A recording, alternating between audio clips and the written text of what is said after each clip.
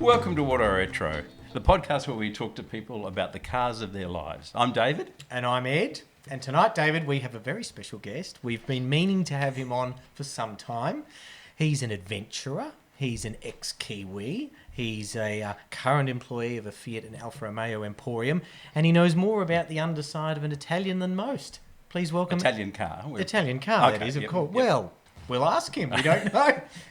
That's why he's here. Exactly. Please welcome Damon Earwaker. Good evening. Hello, Damon. Welcome, Damon. Yes. Glad you could come. Thank you. So, rewind, Damon. We want you to rewind right back to where it all started.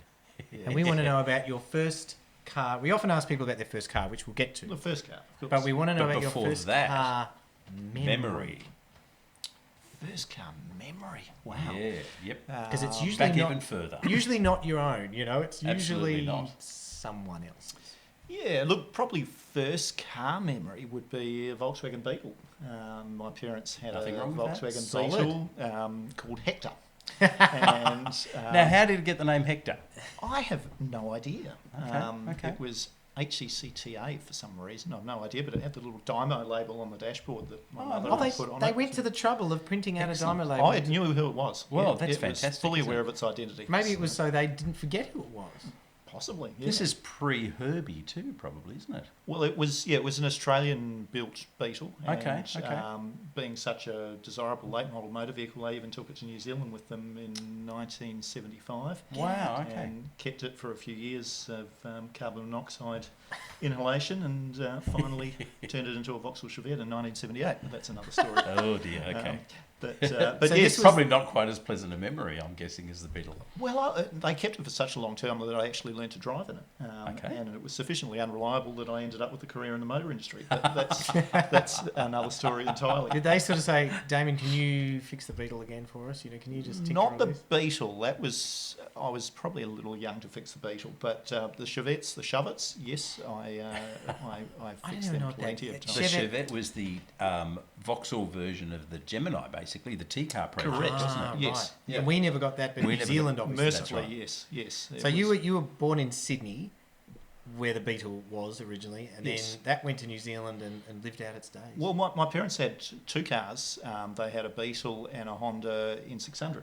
Oh my lordy. wow! Did you And- know that, David? I did know that. Yes. I didn't know that. See, that's And- why I invited Damon on to go right back so that we actually got Honda We get to talk about N600 Hondas. mentioned on the podcast. For those Yes. listeners, David is partial to a Honda N360 and an N600. I am indeed. Yes. I am indeed. So sadly, I don't have memories of that because that was left in Australia and they Damn. took the Beetle Okay. instead Okay. for some unknown reason. But anyway, I still do remember the Beetle well, and my mother, when she was probably sufficiently occupied with my presence, would put me into the Beetle, and apparently I destroyed the steering box in it By just too much steering it movement. all the time. Yeah. Well, I was blamed for it, but Of course. but yes. So apparently, yes, I put some serious wheel time in on that Beetle, and so yeah, that was probably my first automotive memory.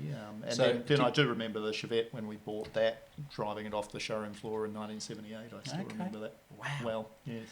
I know a few people who had Beetles in their very early years, and it depended on how many siblings there were in the family and where you actually got to sit.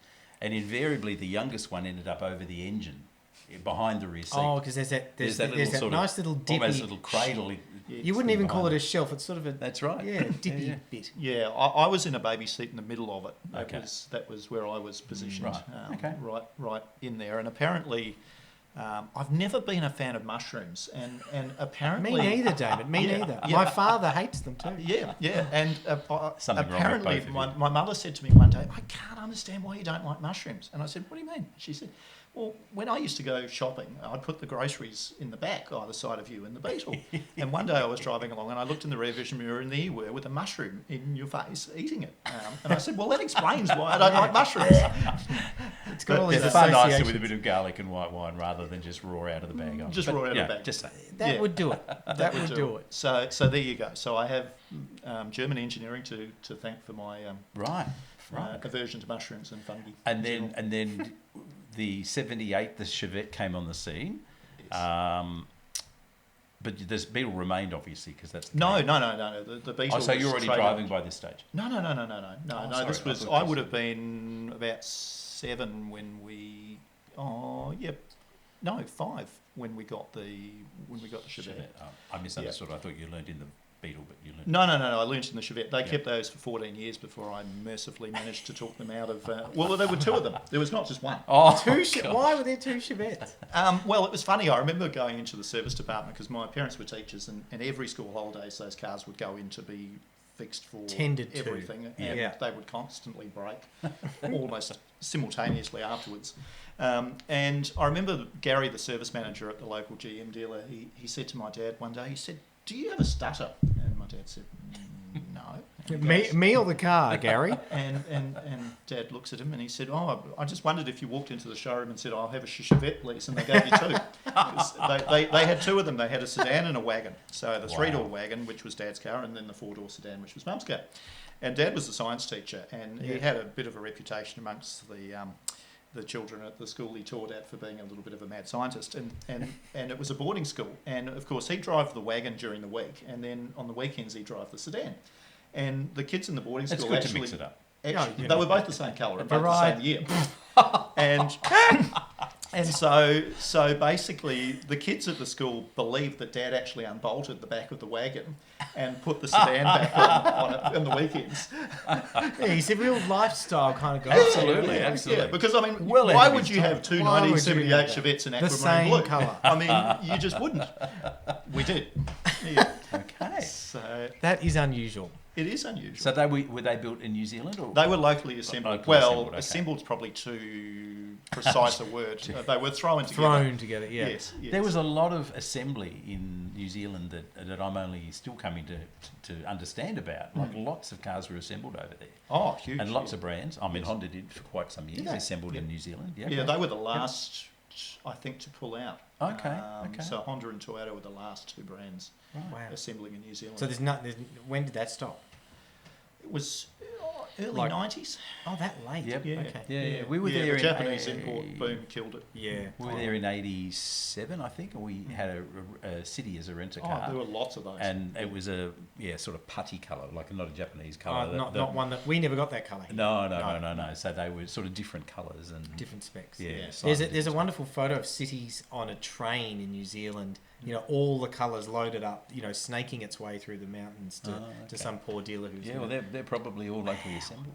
Mm. Yeah, Well, interesting. it was originally New Zealand Motor Corporation who were the British Leyland importers. Okay. And as the 70s progressed and British designs got less and less saleable, the Hondas sort of took over. Yeah. And the EB1 Civics were locally assembled and, Yep. and sort of went through from there, Yeah. right through into the 90s. which would have been a far cry for most New Zealanders. You know, the old Austin Cambridge to an EB1 front drive Civic. You'd kind of be going, "Whoa, this." Well, I still remember my different parents world. test driving an EB1 Civic, a Hillman Avenger, a few different things on the road to ending up with the Chevette. So, Wow. Jeez, how the hell did they end up there? I'd love well, to. my Don't parents. speak ill of Damon's No, parents. no. Well, my dad is still alive, and he approached everything very scientifically. So Okay. whenever we made a major purchase, my father would get the graph paper out.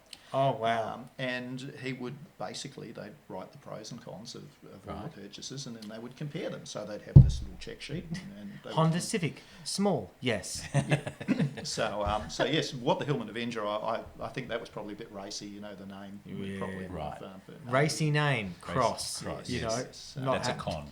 That's a Yeah. con. So what happened after the Chevettes? Obviously, you weren't driving yet at this stage.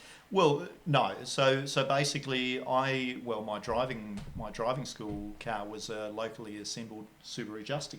Oh. of all things. Oh, Now, wow, a Justy in Australia is that's not a It Brumby. wasn't in Australia. It wasn't in never Australia, They never but it was a came K in. car. They Oh, were a it was 660, tiny. weren't they? Or they might have had a 1 litre I for think the there was a market. 900 or so. It was a Yeah. triple the one that Yes. I Right, learned right. to drive. And Yep, they were yep. quite a popular car, and Yeah. sort of probably 84, 85 around that And sort of available in 4-wheel drive too. Correct. Even Yep. back then. Yeah, Yep. yeah, the 4-wheel Yep. drive version as well. So yes, this was a 2-wheel drive, a little red one I learnt, and so Okay. I alternated between Mum's Chevette and the Subaru Justy. Justy. So that was my early driving memories. Okay.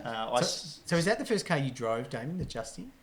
No, the Chevette was the first car. I Oh, the drove. Chevette, Yeah, okay. my parents were brave enough to try teaching me prior to driving lessons because they were teachers, so they Of could course. teach me to do anything more or less. That's right. Yeah. So Did you get to choose which Chevette you jumped into? You know, the sedan or the wagon? Oh, do you choose Um, the sedan or the it, wagon? it, Wow. it really just depended, I guess, which one we took at the time. What's But, what's in at the end of the driveway, probably?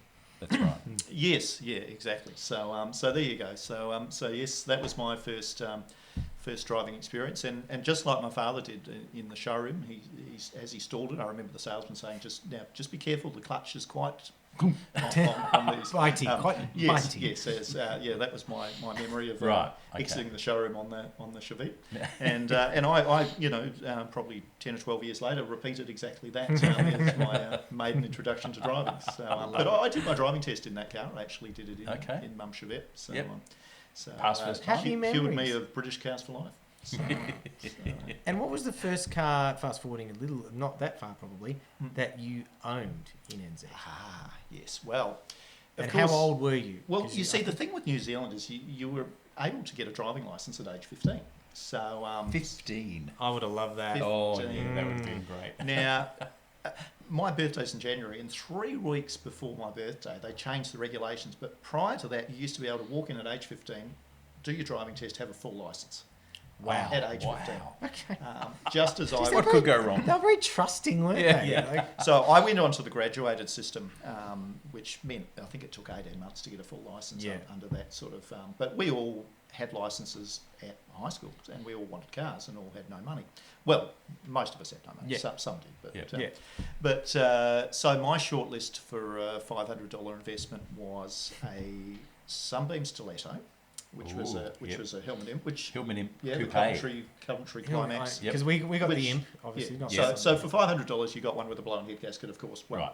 they all had a blown head gasket at one time or another. easily done. An HB Vauxhall Weber. Wow. Not a in great green. car. Yeah. Well, I had the experience of fixing Vauxhalls by that stage. Yep. And Mini 850 Oh.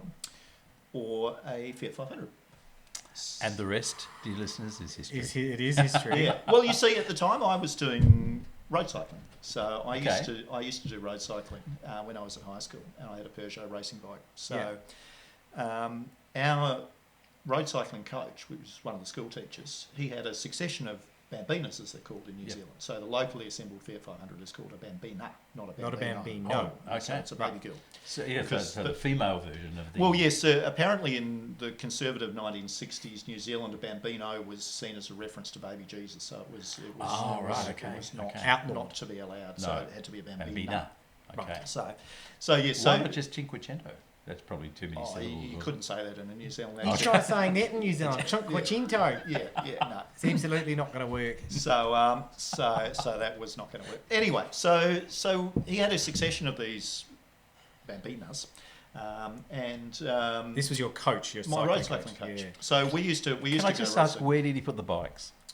Oh no, he didn't ride the bikes. No, did he carry the bikes? No, On the no. Fiat. He just No, coached. No, he coached. Oh, so okay, okay. we rode. I'm just seeing a sort of ski rack across the engine, bike rack, you know, He had a with Fiat all the 500. bikes and the Oh, little no, car no. wanting to just tip No, over no. and So roll over like a oh, look, turtle. he had a he bought a Talbot Alpine for that later on. Oh, But okay, that's yeah. another story of Yeah. another New Zealand locally assembled confection that we never had Wow, in yeah. Australia. So I'm learning so much tonight. Yeah. These cars I've never heard of. Yes, so both my coaches had Alpines. One had the Chrysler Alpine, the other one had the later one, the Talbot Alpine. But Right, they were okay. basically an old Simca. If you're a coach, Yeah, you that's get right. an Yeah, Alpine. Sort of That's- French-based sort of Exactly. Yes. under Yeah. license. Yeah. Yep.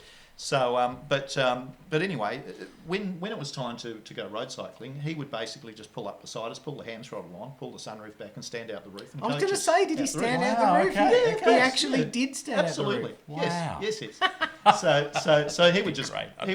be puttering along in the little Bambina, just steering. Faster, and boys, coaching us. faster. Yeah, exactly. Yeah, you've got it. And one day I just said to myself, well, why am I bothering doing all this pedaling when I could just be puttering along in a In a in a Bambina. Bambina? That was the end of the cycling. So I went to the press classifieds because, as you did in Yeah, those that's days, you right. open the newspaper. Get the highlighter, Saturday's you Age. know. I miss the Saturday's I Age. know, I used to love what delights are going to confront me today. Yeah, you know? Yeah. Absolutely. So anyway, so I shortlisted the various the sort of steaming stiletto, the non-functional Viva, the Mini, which had the Axminster carpet inside Nice. it. Oh, yeah. It was like a French blue. It had been Yeah, sort of lovely. done Okay. with a vacuum cleaner. You know, Nice. it had the matte. It was well ahead of time with the matte finish. Oh, like a paint job that was done with a vacuum. They pay big dollars for that now. Yeah, Yeah, absolutely. that's called patina. Yeah. So, but when I lifted the Axminster up, it just had a lot of daylight around underneath not it. good. And that distinctive aroma of Wet, Musty. wet Yep, carpet. yep. wet Axminster. No, we might leave the sort of- 850. Yeah. Yep. So I left that, and then I found this matte black Fiat 500 for 350 New Zealand dollars. So this was in 1989. So 89. Okay, so it was 1989. it was a 60s model. It was 1966. Yep. Yep. So Okay. So and it wasn't a new car by any. Well, it was No, $350. it had wasn't 27 owners, I think it was, by the stage. 27 No got way. owners. So in New Zealand, you Hey, got the can you ownership see that? papers. Yeah, I've still got the ownership papers for that first car I had. I still got them. DW 27 owners. Yeah, it was like Wow. 3 pages of registration papers. Yeah, so it showed every car dealer it had been through, every That's private called owner. provenance right there. That is Yeah. called provenance. Yeah. That's quite amazing. So- They- so you none see- of them kept it very long, obviously. No, they didn't. Yes, and there was probably a good reason for that. Mm. But anyway, so yeah, I had that particular car. So I said there was a lovely gentleman in a black jumper and black jeans and very very polite. And we went to this slightly lower socio-economic part of the city and had a look. He at sounds this- like a sort of this- an architect or this designer car. or something. Well, maybe, yes. He designed a bull bar for it and actually fabricated Seriously? it. So it had Nice. a lot of mini, really quite impressive piece of engineering on the front of it that weighed about probably half as much as the car did. Well, the engine's in the back, so it's sort of, Exactly, you it sort of evened it leveled out. it up. Evens it So out. yeah, it was painted matte black, and there wasn't much attention paid to masking of the windows, so that they had kind of that fringe around them. Nice. And nice. just it had some definite potential. So, Yep. but it fitted the budget. It wasn't rusty. Oh well, he assured me it wasn't structural. Oh, okay. It's just surface. Just Yeah. surface. Just So, surface. so How when many, you- how when many you times go- have we all heard that? It's just surface. Yeah, Just so surface. so you see in New Zealand in those days, if a car was more than 5 years old, you had to have warrant of fitness every 6 months. A waff. A WAF. A WAF. Yep. So every 6 months, the car had to go in and be poked and prodded and Yep. and checked and certified or otherwise. Yep. So so basically, we did the deal, and so basically the gentleman who sold me the car, he had to sell it because he needed some money for a transmission for his Harley. And when we turned up with the tow rope later on to pick it up and tow it home with the Chevette, the wagon, Never because did that had get a there, that had a yes. tow bar, you see. Oh, cool. Well, it Um, makes and, perfect you sense know, now. 1256 cc of Oh. Yeah, British an thoroughbred ideal, horsepower. Ideal tow car. So when we turned up, knocked on the door, and a gentleman came out, same gentleman, but this time he had all his bikie regalia on. So Oh, he right. was He was a in- member of the mongrel mob, the local mongrel mob. Right. And yes, so yes, my Was mother on sort his of way to a took meeting. one look and straight back to the car, and so we pushed it down the I'm outta driveway. here. Got a receipt from him, handed over $350, and towed it home. Okay, bye. So yes, on the way home, my maiden voyage in my first vehicle, we were going along, and there was an orange traffic light. So Dad decided he was going to accelerate somewhat. Irish traffic light. No, an orange. Oh, an orange. Orange Sorry. traffic. I'm Well, sorry. it could have been Irish, but I don't know what an Irish Traffic traffic light. light I think is. that's Nor green. do I. Green. would be Green, Irish like a traffic light. shamrock. Yes, I Yes. think so. True. Yeah, no, this was an orange. Okay, so he accelerated. So he accelerated with all 56.5 horsepower of the Chevette's Nice. goodness, and because the front panel of the Bambina was so rusty on the journey to this point, it had been fraying through the tow rope, right. and during that burst of sudden acceleration, the tow rope snapped, and so I sort of coasted to a halt as the lights turned red this time. Yeah, so I'm not sure what nationality red lights are, but anyway, it was red, Well, and come to us. so I came conveniently to a halt at the traffic lights, and so I sort of hopped out of the car. As you should, in the designated area. Exactly. Yeah. Fine. So I ended up hopping out of the car and pushing it to one side, and these people saw me and hopped out of the car and started helping me. Very nice. they were a little disconcerted when Dad came round the corner with the tow rope, Flailing behind. ready to pick me up They're again. like, wow, that was efficient. Yes, exactly. So yes, we got The it. RAC here is really good, isn't it? Yeah. Well, yeah, that car did result in a AA membership as a Okay, in New Zealand. Merry as a- Christmas as a Day. Merry Christmas, which has continued to this day religious renewal. But yes, so that was my first car, $350 worth of 1966 Fiat. And you And then obviously you- got it on the road and running. Yeah, so yeah, during my final year of high school, I probably spent more time in the garage than I did possibly studying as much as I should have, and I ended up with a Polar White, which is the original colour. Fiat 500 at the end of it, Nice. which was the same car back in its original colour again, and yeah, it was it worked sometimes, and I had to retain my bike for a little while to get to university lectures, Just in case. but yeah, I used that at high school. I drove it in my final year of high school, and it was entertaining. I'd come out at the end of the day, and my car might be lifted over the fence and inside the school grounds, or it Could be anywhere. Quite common when you run a Fiat created 500. entertainment. And of course, one of my school friends, he had a N360. Oh, So What a pair. often suffered the same fate. Yes, They were picked up so- and put places where cars weren't meant to be. Yeah, so he had the 360 and I had the 500. So I had the CC advantage on him, but of course he had the Japanese engineering Indeed. superiority. 31 kilowatts, my friend. So No, 31 horsepower as opposed to the 18. 18 in the 500. Yes, Wow. nominally. Not Now, much. I think some of those horses might have escaped over the years by 1990, and yeah, Did you the ever field have a was- drag We between did. those two? We did. And who won the drag? That would have been a cool drag. To Great watch, wouldn't drag. it? Imagine the revs. Yeah. I did win that particular one. So he ended up fitting some air horns to it afterwards and pointed them backwards to assist in future encounters. But yeah, it was. And then of course those were the years where Japanese imports were starting to really flow Yeah, into New Zealand. yeah. So there were all sorts of super cool cars coming Yeah. in. My mate Oliver had a Honda City Hyper Turbo as his. Wow, He had a cool. Chevette as his first car, brown one, and Okay. then his second car was a Honda City Hyper Turbo. Which Nice. was, He would not have known himself. No, but everybody else did. Yeah. Oh, yeah. Yeah. Oh, yeah. So yeah. Some of the more affluent parents, their children had some Had really cool interesting cars. rides in those Yeah, days. okay. So fast forward a little bit, before you left New Zealand and you came over here, and I think you said earlier you were 25. but, when you did yeah, it. 1998. Yeah. So in that gap there between first Fiat 500 and that, did you own a string of other cars, or was it just Or a string of Fiat 500. or a string of Fiat 500s? A string of Fiat 500s, Yeah. yes. So I had multiple Fiat Okay. 500s. So when I went to university, well, I I did have a number of Fiat 500s because it was, in those days, it was actually cheaper to buy another 500 than to buy the parts to Buy fix the one. parts. Yes. Yep. Yeah. So you just end up buying another one and et cetera, et I cetera. know And how your that parents goes, were yeah. thrilled, I bet. With Well, there every was a successive satellite one. image of my parents' backyard, which I was able to date because I could actually Oh, count I out had number of those Fiat cars. 500s. So I was able That's to actually brilliant. work out when it was shot Yep. by the number and the location of the Fiat 500s in the backyard. What was your That's maximum fantastic. number of them? How many did you get to? Oh, look, I think I got up to around 6. Sucks. Which actually doesn't take up that much room. No, it No, doesn't. And as I brilliant. said to my parents, just as well I'm not into Falcons. I say that to my wife. Yeah, Just as well I'm not into Cadillac Eldorados. Yes, would be in yeah, real strife. Imagine that. Yeah.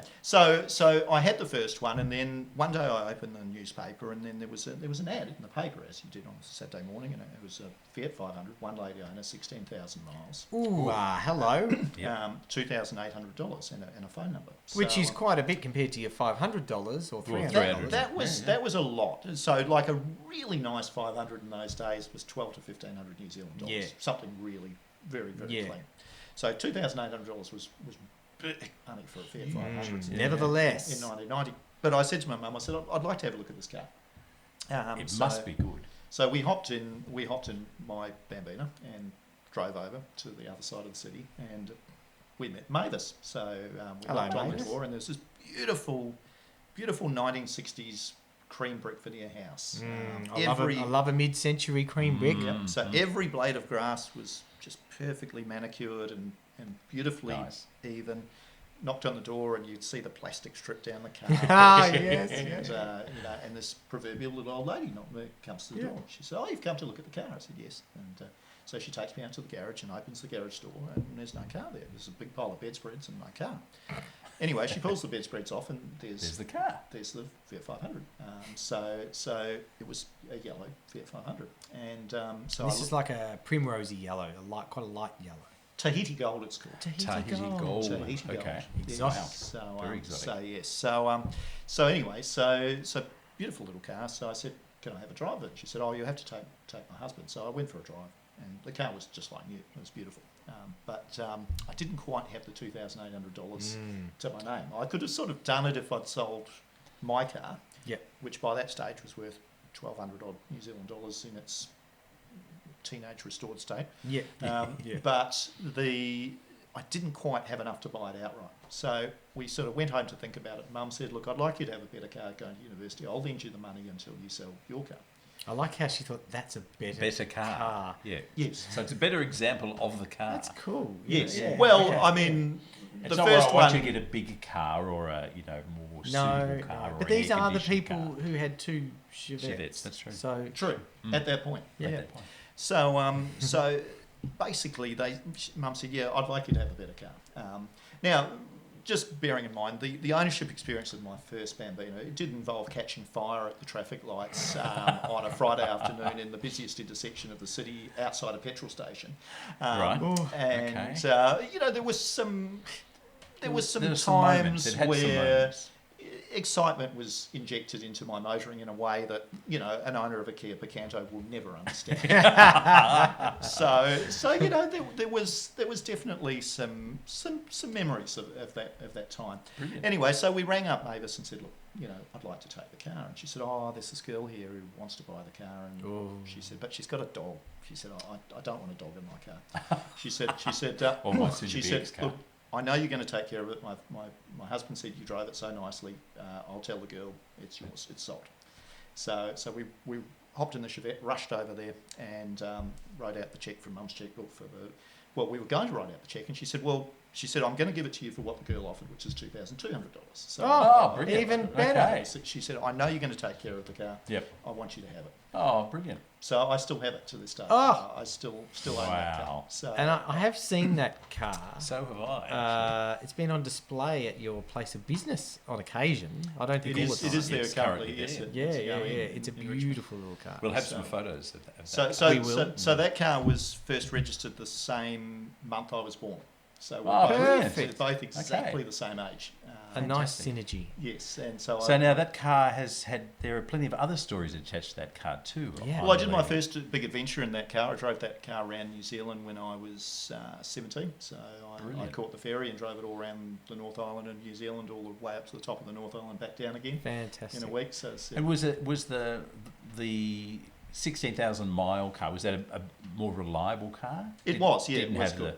Yeah. often the case if it hasn't been fiddled with, and as our motorbike friend hadn't been working on it was probably Yeah, look, much better bet. it did burn a valve out at one stage because I think somebody had adjusted the tappets too tight. But that was the only problem I've ever had with Yep. it. And, How many miles are on it now? dare just I over ask? 30,000 miles. Oh, so it's still, Yeah. it's still a baby, relatively. It is still a baby. So, but I've got the ownership papers for that car, and I am the second owner on it. And there's nothing. Yeah, Wow. that's it. That's Yeah, brilliant. So it's got the provenance still. So that one, so you brought that back from New Zealand with you? Well, that obviously. survived the Christchurch earthquake, so that was in New Zealand. I Oh, kept it my in New goodness. Zealand for a long time because it was actually cheaper to buy another Fiat 500 in Australia than to actually bring that To car over ship for it, many years. So that stayed there up until the Christchurch earthquakes, which it did thankfully survive. But the building it Wow. was in was condemned, so I had to get it out of there. It was a sign that it was time. Yeah, no, Yeah. time to So, do it. And what did it cost you back then to get it here? now that was an interesting one. I love everything's a brilliant story Yeah. with Damon. Yes. So, one of the problems was the cost of bringing the car over because New Zealand to Australia is a very expensive stretch of water for what it is. So, one of the problems, especially in post-earthquake Christchurch, was getting things out of Christchurch. And People, cars. the problem was, effectively, the only way you couldn't roll on, roll off it out of Christchurch. So it would have had to have gone to Auckland and then gone out of there. So it would have had to have gone into a container, and a 20-foot container with a Fiat 500 in it Bouncing is- around. is fairly excessive. Yep. So I looked to see if you could fit two Fiat 500s in a 20-foot container, but you can't quite. So I worked out that you could put 3 Fiat 500s in a 40 40-foot foot container. quite comfortably. So basically, I went and bought another 2 Fiat 500s and brought them over. So it didn't effectively end up costing me really anything by the time I'd imported those other 2 cars.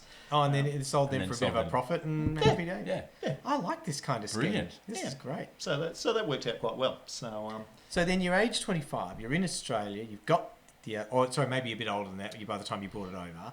Yeah. What were you driving around in Australia? Well, there were some other cars in New Zealand though, other than Fiat 500s and 126s. Just sorry, calm your phone, man. So stay quiet. I had I started my apprenticeship working with Fiat and Alfa Romeo after I finished my degree. So my parents basically told me to get a degree or get out of the house, but don't get out of the house. So I continued fixing Fiat 500s for other university students in the backyard and buying and selling them, and I paid my way through university basically. Nice. Fixing Fiat Fiat 500s and 126s as they were called, and then Nickies later. Not Mercedes-Benz 126s, listeners. No. Fiat 126s.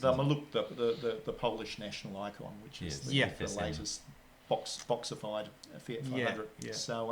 So basically, I used to do those, and then one day I walked into, after I'd finished my university, I walked into a local workshop and said, "Have you got some holiday work for me?" And they said, "Oh, do you want to work on that Bambina over there?" And I said, "What does it need?" They said, "Oh, it needs an exhaust on it." So, okay. So I fitted the exhaust up on the car, and they said, "Do you want to drive it?" I said, "Oh, okay."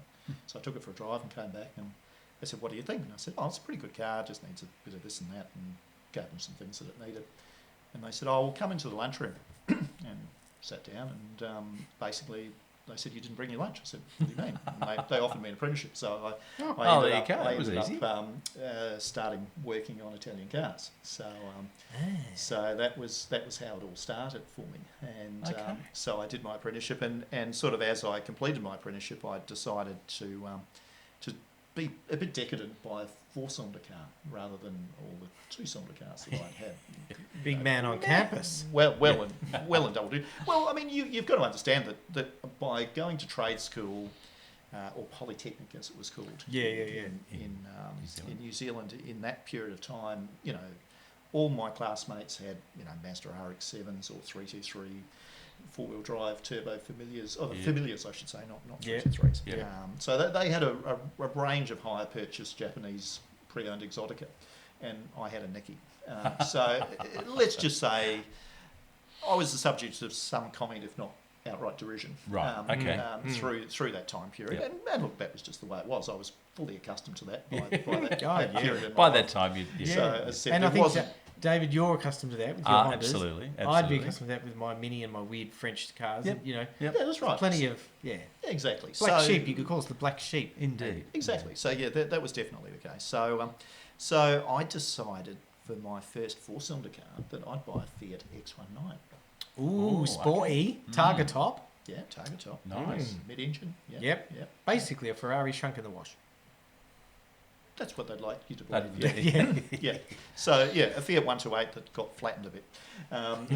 Anyway, so basically I started looking at Fiat X19s to try and buy one, and I found one that had only been written off once, and it wasn't too rusty, and I'd made an arrangement to basically bring it into my work to have a look at it. And my father said, "Oh, what's this car going to buy?"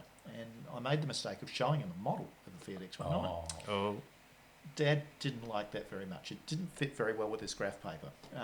No, it wouldn't. Even though it was a lot of straight lines. Surprisingly. And, very unsafe. Well, hang on, not that a 500 is safe. The exact words were, well, no, the X19 was very safe. It was designed for 50 mile an hour head-on or 80 mile an hour rollover. So it was actually I'm designed... sure you imparted that to him at the time. Yeah. His exact words were, "You're not having a sports car living under my roof." Wow. He really was a very practical man. He very, very, very... Well, he still is. Still is a very practical man. Yes, he has a Toyota Fielder these days. What is a Fielder? It's a Corolla station wagon. Okay. Yes. In Japanese Aussie talk, a Corolla wagon. Okay. Yeah. So, but we had a Nissan Leaf, but that kept going flat all the time. Yeah, they do that. Yeah. So the 12-volt battery, not the big one. But anyway, that's another story.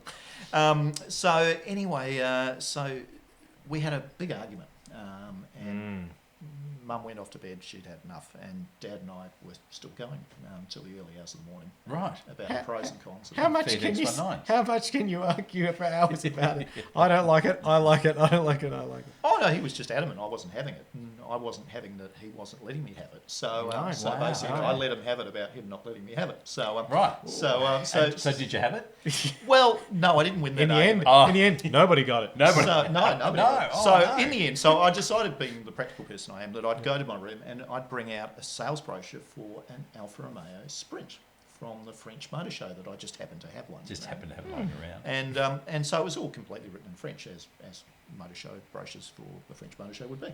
And it was just an early Alfa Sprint brochure, so skinny little tyres, nice delicate chrome bumpers, Beautiful. just Giugiaro's purest Italian styling. Yeah. Yep. And so it talked about the traditional Alfa Romeo qualities of durability and corrosion resistance. They actually mentioned those two in the They brochure. actually did. I've still got the Wow. brochure. Yeah. Wow. And so Dad actually took the time. I mean, there is a process in making major purchases. In analysing these things. So Dad actually translated the French into English and read the brochure. I can't believe he'd go to the Wow. trouble. I'd made a very passionate case for a Okay. four-cylinder motor vehicle in Right. my ownership. So he took it very seriously. And after he analysed it and read it and looked at the pictures and everything, he said yes, that it was a nice aerodynamic hatchback and I could go and purchase. So that was passes his okay, test. but the X19 not okay. Yeah. And Wow. largely, it seems based on the practicality of it. Well, yeah, the styling, the practicality, yes. So I mean, the fact that the Sprint had 105 horsepower and the X19 had 85, and the Alfa was nowhere near as safe as the Fiat was.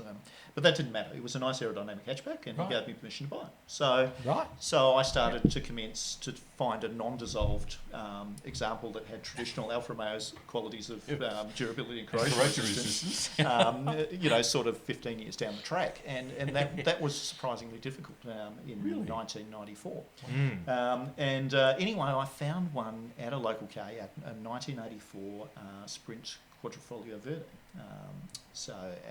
And it was 160,000 kilometres, and it was red, and it had green carpets in it because the 1984 Quadrifoglio. Is that the verde? The The verde. green Verde. bit? Verde. What's the carpet? The Verde. So it had the green Green flecks in flecks. the upholstery and the green carpet. So it just looked like AstroTurf. It was very 1984. Grass on my And ass. so my friends subsequently told me that I didn't vacuum my car on the weekends. I mowed it. So anyway, we went and looked at this car. So it was Alfa red with green. I mean, as you do. I mean, that's Yeah. just the combination. You Well, can they're see on the it. flag, aren't they? Those kinda- colours yeah, on the it's flag. kinda cool. So yeah, it was buffed to an inch of its life. It had the metric TRX tyres on it. that Yeah, Michelin TRX. Yeah. were wasn't it? TRX Yeah. 340 millimetre tyres on it. Wow. And yeah, it sounded great, and it was somewhat quicker than a Nicky, and I liked it. And it had about as much synchromesh as a normal Fiat 500 did, which was Yeah, which was not none. much. None. Yeah. And it only smoked a bit. It wasn't too bad. So anyway, I liked it, and my mother came and looked at it, and she goes, "Don't think your father's going to like that very much." He said, "Oh no, Oh. Mum. He's translated So the we brochure. actually went home and we did the consultation process, and Dad said, "No, I told him he could buy it." So I did. So I went and bought it. Okay. So I bought my first Alfa Romeo. So $8,900, I think it was, in 1994. Okay. which is And it's a bit. It was a was fair fair, bit for a well-experienced vehicle. And anyway, so I turned up at trade school with that, and there was some slight reactions from What did they? my Were they classmates. aghast that you'd bought something Well, so nice? Or Well, one of them was shocked. He looked under the bonnet and he goes, "Oh, it's got a Delta Auto on it, same as my Cortina." And there's another one on the other side.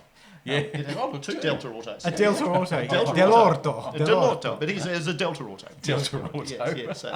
So because Very one capital of kit. those made his Cortina go real fast. So two of them, it must be sensational. Wow. And one of the guys, he had his grandmother's 2-litre VN Commodore. 2 litre. Yeah. So they in New What's Zealand, nice to the locally assembled, there was always a 2-litre Commodore in New Zealand, right through to VN. So Wow. so Because we had 4 cylinders in the late 70s, Yep. and then that was it. Yep. Wasn't VB was 4-cylinder Commodore Yeah. you could get here. Well, there was VC VC and for- VH. You could get Okay, you four still could. cylinders, yeah. Okay.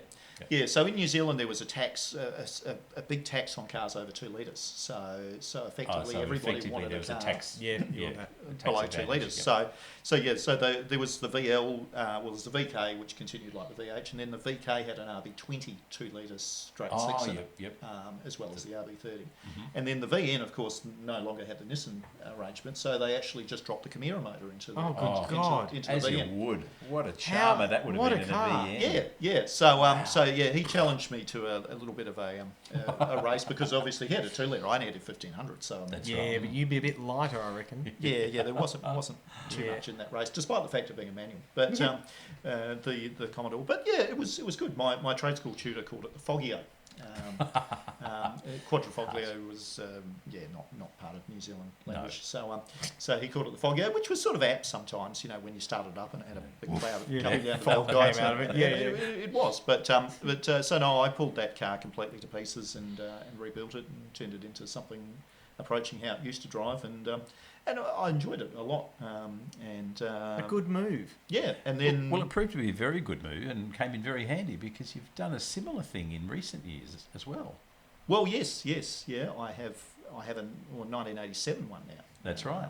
And that was, you found that that was a barn, literally a barn find, wasn't it? Well, it was described as the stable in the real estate brochure, but it was, I'd classify it as a barn, despite everybody in Australia saying we don't have barns. Right. This had horses in the premises, so as far as I'm concerned, it is barn. defined as a barn. Yep. And it still has that authentic smell sometimes when you turn the heater on. You can still whiff get of odour hay. horse. the whiff of hay. Yep. And equine. Nice. Equine, yes. So it is a true thoroughbred, that car, and so I said, that popped up on social media in 2020. Okay. So And I a saw, lockdown year, what else are you going to do? That's well, exactly exactly, and it just seemed a logical thing to say to my wife. How about my eldest son and I do this as a bit of a project while we're in lockdown. So effectively, it was a car that had an accident when it was less than 12 months old, and it only done just over 6,000 kilometres. And That's extraordinary. it had gone to a panel shop and had the body repaired, but for whatever reason they never completed Never it. put it back And together. the guy that I bought it off, he saw it in the panel shop in Balnarring, and it had been sitting there for quite some time, and he bought it in 1990, I think it was 1990, Okay. 91. And it was one of those round to it projects. But I'll get around to it. he never got around to it. No. And it just sat and sat and sat until basically So he'd had sold the property. nearly 19 years, basically. It had been there for a long time. Wow. So basically, I saw the pictures on a social media site that his wife had posted, and I looked at it, and the stripes were still green, which was odd. And it still had the original Pirelli P6 tyres on it, which hadn't been available for Very a long odd. time. And I was looking at these dusty pictures of this disassembled, dilapidated car, and I was thinking, that car hasn't done many kilometres. It didn't say anything about the Ks in the ad. Yes. But Yet there was something about that's it. the one thing it should have said in the ad. Yeah, is You would that. think. Yeah. Well, the Speedo was buried in amongst all the Yeah. other bits and pieces that had been disassembled off it, buried in the car. So, Yeah. but anyway, so yes, I purchased said vehicle and did it as a project with my son Brilliant. in lockdown. And that's done now, isn't it? That was car? parked outside. Oh, yeah. I'll be having a look at that after this. It's done just over 10,000 kilometres now from new. Wow. But it still had the original oil filter, all the original brake pads, the original tyres, everything. My God. Never even had Incredible. I mean, service. there's still a hell of a lot of recommissioning to do on a car like that. But once that's done, what a story! And you'll never find another one like it. True, yeah, and it's red again, which is great. So doesn't have the green carpet. Australia was a bit more conservative. Bit more in that conservative. taste. Not quite as out there as New Zealanders, but But also, you haven't completely lost the affection for the 500s either, have you? Because you've also done a pretty radical project on a current model Fiat 500, or a current shape Fiat 500. I saw it on the road just the other night. You did, I heard that. I was I heard that driving you did. along in the left-hand lane in very shiny. Matty J, In who's also come on this 300,000 podcast. K laser. 300,000. It clocked over 300. That's why we were driving it, That's right. to clock it over to 300. Anyway, I was having a go at the wheel, and I saw this Fiat 500 at the lights, current sort of shaped two-door, and the number plate, EV, and I went, and that's quite a unique colour too. And I thought, said to Matty J, I know who that is. That's the only, as far as I'm aware, electric Fiat Right-hand drive one, yep. 500 in right-hand drive, yeah, In the world. In the world. Of that series, yes. Yeah. There you go. So that's kind of rare. It is. Kind of rare. Yeah, but kinda you rare. didn't One of buy one. it. That wasn't off the showroom floor. You know, you had to make it. I built it, yes. Yeah. Tell us about Now, that. most people get a Tamiya kit, Yeah, like the you ones know, we've got up like the there. old Honda Yeah, City and up you, here. yeah, you can make Yeah. that. Yeah. That takes you a nice wet, Not wet Damon. afternoon. Not no, Damon. not Damon. No. No. No, you That'll be actually too buy easy. a damaged electric Fiat 500 from the States. Yep. Imported that, and it was a demonstrator anniversario. A press car, yeah. Oh, press car, it'd there you been, go. Yeah, it had been a been road, hammered. road test car. So yeah, I drove that car home. I bought it off the press fleet and drove it home, and I'm still using the fuel out of it in my lawnmower to this day. So I haven't That's quite brilliant. depleted the original fuel out Wow. of That's that car. You did a brilliant job chronicling the whole story too on social media, and it was brilliant the way you did it, and the level of engineering that went into that car, to that project. I think did you at any time have a sense you bit off more than you could chew? Yes. Yeah.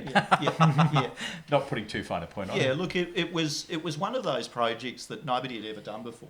Nobody really knew whether it was possible or not. And the only way to find out whether it was possible or not was to just do it and see what happened. Yep, absolutely. Because the American version was built in Mexico and the European version was built in Poland. Right. And Not two countries that usually you hear in the same breath. no, as, well, the American one appeared as if Fiat had given a picture of Fiat 500 to Chrysler and said, well, look, build something that looks a bit like this.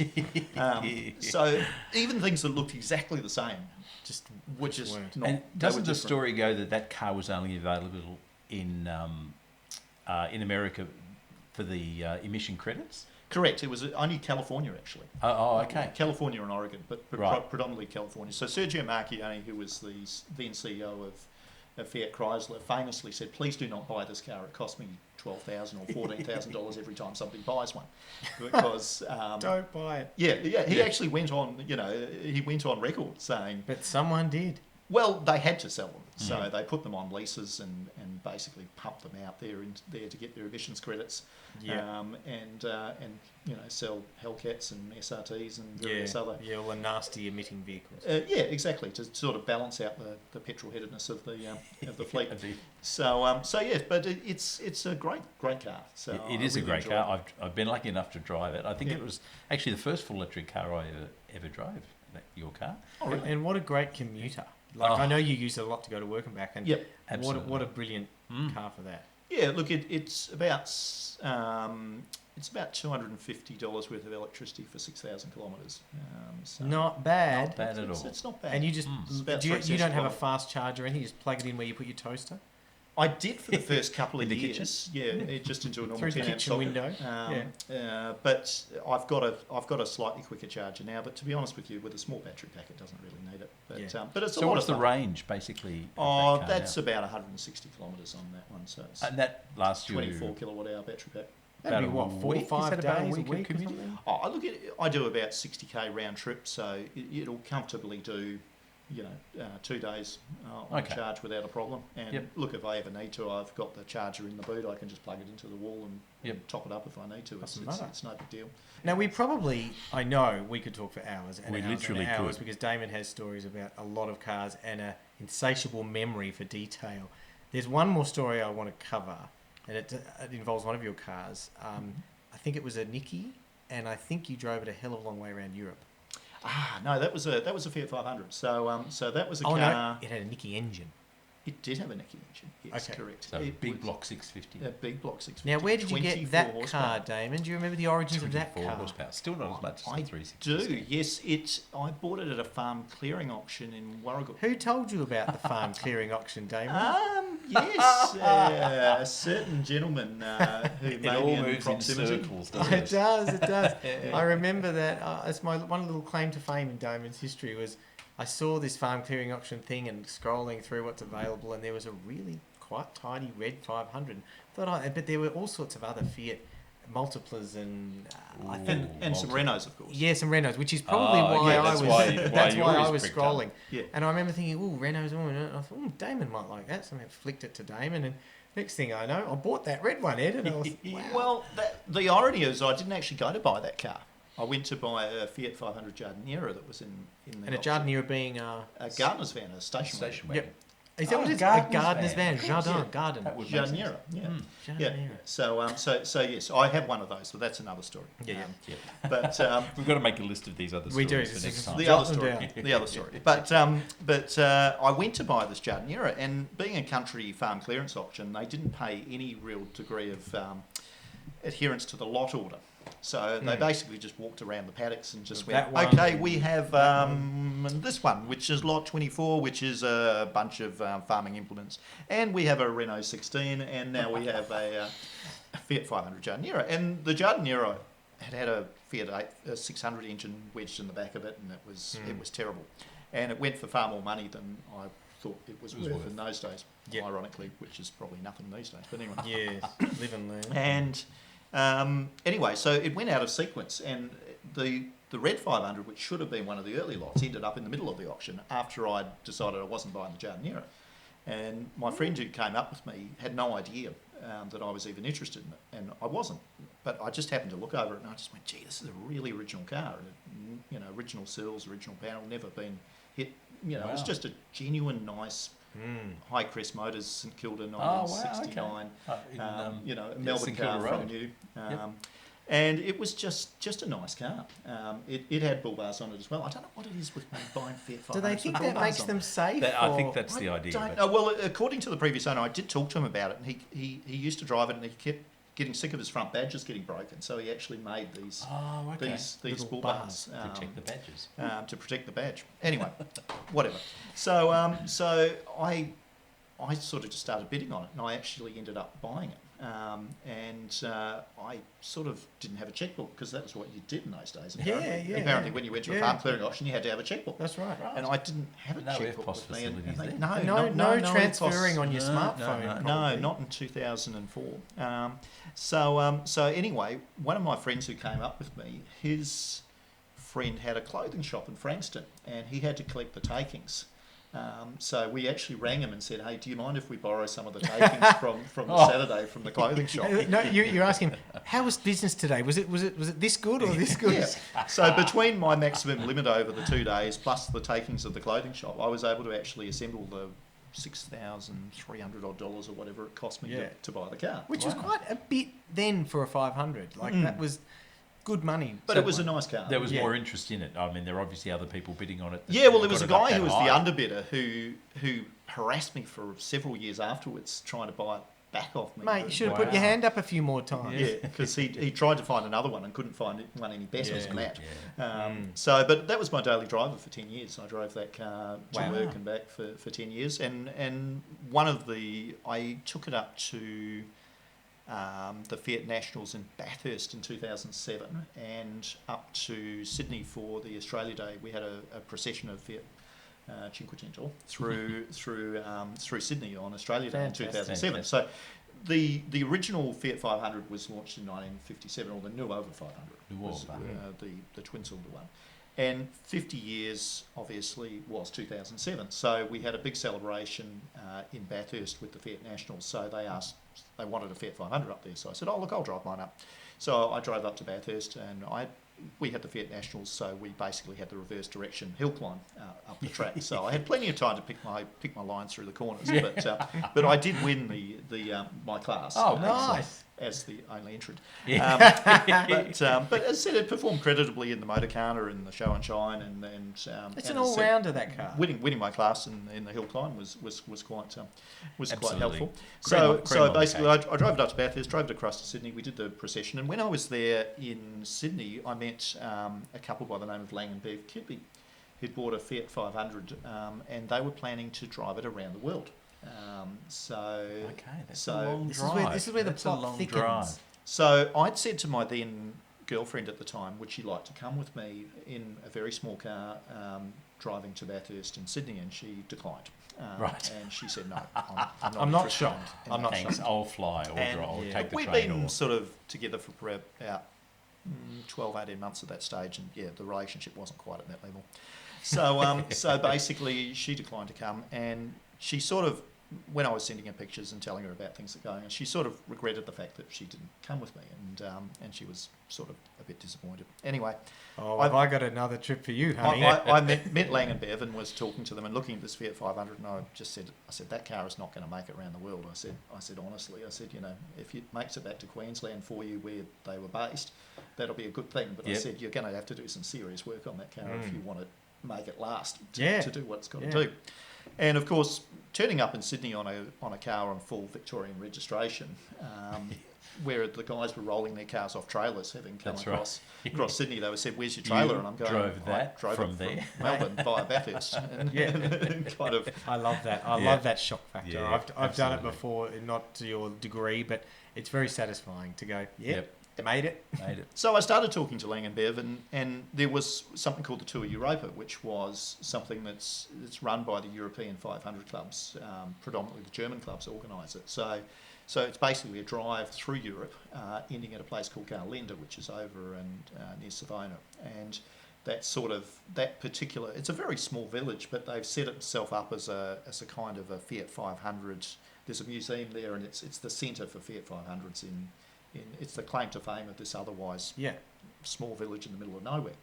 And every year they host a bit like Canberra being the capital. Oh, not even. I'm just trying to think. Even They've Geelong, set it up Geelong as the capital, but too you know. Extreme. Yeah, but right. yeah, like there'd be literally 50 people and a couple of dogs there, you know, under normal circumstances. And a hell of a lot of Fiat 500s under. Well, yeah, once a year in June, there's always a lot of Fiat 500s. So anyway, so basically we were talking about it, and I thought actually it'd be quite good to do that, to do that Tour Europa. So I went home and said to Rachel, I said, how would you like to do a camping trip through Europe? Did you pause at that point? How'd you like to do a camping trip through Europe? She's like, comma. Yep. In my Fiat 500. Yes. Oh. Just as she was thinking she should have come with me to the Sydney trip. So she just went, yes. It was good timing on your part. It was excellent timing. Yeah. Brilliant. Yeah. It was just... had you led with that, maybe it wouldn't have worked, but, you know. Yeah. So she said, yeah, that sounds like a great idea.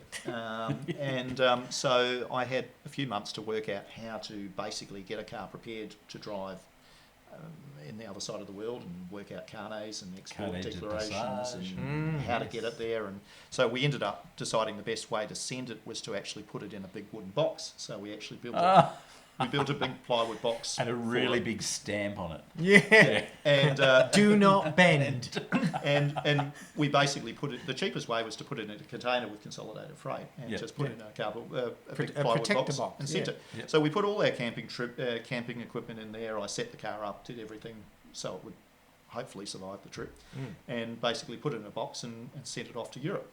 So that was that. And anyway, about a couple of months later, we flew in. British Airways lost all our luggage, so just as well we put all the camping equipment. Gear. Doesn't matter. Got some spares. Into the Fiat 500. Yeah. So we commenced. We started in Hamburg, and we basically drove all through. So we did Germany, Netherlands, Belgium, Switzerland, through to Italy. So we started with about 30 odd Fiat 500s at the beginning, and we had 1,438 of them in convoy at the end. Wow. 1,438 Fiat 500s. Yeah. So it was organised. What a sight. It was pretty cool because they organised it by nationality and by provinces of Italy. So where did you fit in that? Well, we were right at the beginning. Australia comes before Austria, you see. So you led the charge. We led the parade. So it said Lang and Bev, who drove their Fiat 500 around the world, who did actually end up driving their Fiat 500 the whole way around the world. They actually joined up with us. So we had 2 Australian cars right at the head of the convoy. Wow. And another Australian car that had been borrowed from the Netherlands with some fake Australian plates on it, but that's another story. But grumble. But we had the 2 red Australian 500s, and we had our flags and our big blow-up kangaroo out the roof, and it was at a race course, so we basically putted around, and they played your national anthem as like the sort of the closing ceremony. It was really well done. And then Fiat actually launched the new Fiat 500 50 years to the day after the original one. So they actually got a helicopter and dropped a brand new one right in the middle of all the original ones. Fantastic. Which Land it nicely, land it gently. Yeah. Yeah. Right. So they dropped it right in the middle. That Which would have was- been a spectacle. Which was pretty cool. Yeah, so fantastic. so we did the Tour Europa. So that was pretty amazing because every country we went through, the Fiat 500 Club of that country set up the camping trip. So so we had a very memorable night in the Netherlands and some very salty mashed potatoes in Switzerland. And what was the Australian fare? Meat pie and sauce. yeah, well, who knows? But it was a great episode. It was BC before children, and Yep. and we could do these things. And Yeah. Great time to do it. Yeah. How long were you driving in Europe for as part of that? it was about 5 weeks. So we joined the Tour Europa, which finished in Garlinde. So we went to Turin for the launch of the new Fiat 500. So we had the Piazza packed with original Fiat 500s for the launch of the new one. Fantastic. And then we went to Garlinde where we had the procession, and then afterwards we peeled off and did our own thing. So we drove all around Italy, France, and the UK in that car by ourselves. Magnificent. So yeah, that was I'm very Good jealous. fun. It makes me want to do Oh, it. Maybe not absolutely. right now, but when when things are a little more amicable overseas, we'll. Indeed. yeah. I So would love to do it was that. about just over 5,000 kilometres, I think we did in that time. And the car was fine. Yeah, look, 2 punctures and a flasher can. That was it. Wow. So And you can't That's tell when a fantastic. flasher can's going to go. yeah, just can't. No, in Paris. absolutely. But, indicators are purely Yeah, that's optional. right. Optional. Yeah, Fiat option anyway. Paris, So, whatever. yeah. Stick your arm out. you know. So, and an oil pressure switch started leaking. So, but we fixed that on the side of the road in Milan. We actually As you saw do. one of these hole-in-the-wall garages. We pulled in and we sort of gesticulated a lot and pointed Yeah. and Pointed did and- things. And the guy hopped on a Done. Vespa and disappeared and came back 5 minutes later with an oil pressure switch. We fitted it on the side of the road and putted Thank you off. very So much. That was it. Perfect. It was €7 or something, I think, and that was that. That's brilliant. So yeah, it was Wow. a great trip. And That's why we do this podcast. we need to hear hear about stories it. like that. And become inspired for things like that. Absolutely. Absolutely. I'm going to do a lot of Googling tonight. Now, we're going to have to probably leave it there, but there is so much more, Damon, that we would drill you on if we had more time. And we may need to get you back and circle back into some of these wonderful memories. well, we could talk about some 4 and 5 cylinder Fiats that came later Wow, on. there you go. Okay, And, well, that's a... and, I'm looking other forward show to show already. number 2 and show number 3. yes, and some 6-cylinder Alphas, 6-cylinder Alfa. starting at Okay. $60. Stay tuned. Stay tuned. Indeed, it's been a real pleasure. Damon, Well, thanks, thank you Damon. for coming on. It's been and brilliant. as we always say, good afternoon, good evening, and good night. Good night. Good night.